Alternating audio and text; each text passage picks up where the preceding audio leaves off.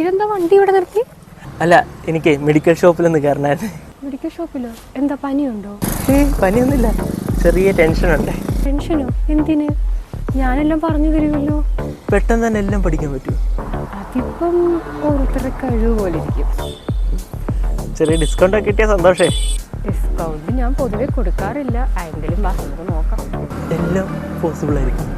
Possible ഞാൻ പൊതുവെ എല്ലാം പറഞ്ഞു കൊടുത്ത് ചെയ്യിപ്പിച്ചിട്ടൊക്കെ വിടാറുണ്ട്. മുമ്പ് എക്സ്പീരിയൻസ് ഒന്നും ഇല്ലല്ലേ? ഇല്ല, ഫസ്റ്റ് ടൈം. എന്നാ പിന്നെ നമുക്ക് പോവാം. വണ്ടിക്കുള്ളിൽ എല്ലാം പറഞ്ഞു തീർക്കണമല്ലോ. ചേച്ചിക്ക് ഹോട്ടലാണ് റിസോർട്ടാണ് കൂടുതൽ കംഫർട്ടബിൾ? എന്തോന്ന്? അല്ല, ഞാൻ അപ്പുറത്തെ ആളുടെ കംഫർട്ടബിലിറ്റി നോക്കാറുണ്ട്. അല്ല, ചേച്ചി സുരേഷ് പറഞ്ഞിട്ട് വന്ന ആളല്ലേ? സുരേഷോ? ഏത് സുരേഷ്? ഞാൻ സുമേഷ് പറഞ്ഞിട്ട് വന്നേടോ. അപ്പൊ സുരേഷ് അല്ലേ? അല്ല, ചേച്ചി എന്നത്തിനാ വന്ന്? എടോ, ഞാൻ ഒരു ദിവസം കാർ ഡ്രൈവിംഗ് പരിശീലന ക്ലാസ് പഠിപ്പിക്കാൻ വന്നേടോ.